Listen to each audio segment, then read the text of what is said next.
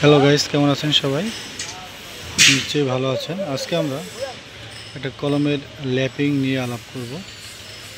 তো ল্যাপিংগুলো আসলে কিভাবে বাঁধবো এই বিষয়টি নিয়ে দেখাচ্ছি।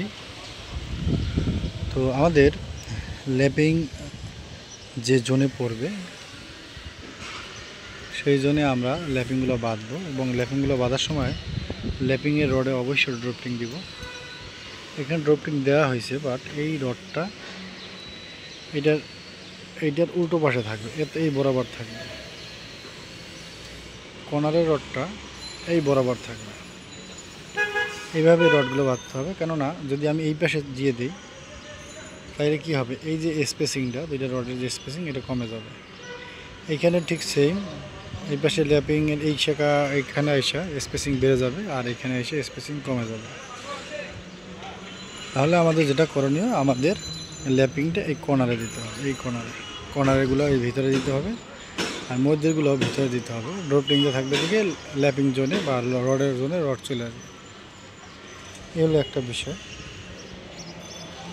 আরেকটা বিষয় হলো যে ল্যাপিংগুলো বাঁধার সময় অবশ্যই টাইট করে রিংয়ের সাথে বাঁধতে হবে, কেননা রড যদি ভালোভাবে বাঁধা না হয় তাহলে সে তার নিজস্ব যে জায়গাটা এটা হারাবে, কেননা এটা যেদিকে টেনে বাঁধা হয় ঠিক সেদিকেই চলে যায়। সেক্ষেত্রে আমরা খেয়াল রাখবো যে রডটা যে প্লেসে থাকার কথা সেই প্লেসে রডটা বাঁধতে হবে।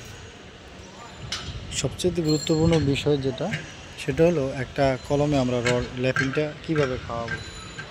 আমরা একটা ফ্লোরে 50% ল্যাপিং খাওয়াবো। 50% ল্যাপিং খাওয়ালে কি হয়,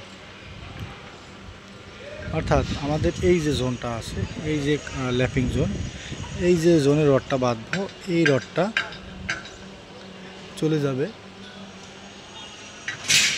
পরবর্তী ফ্লোরের এই ল্যাপিং জোনে।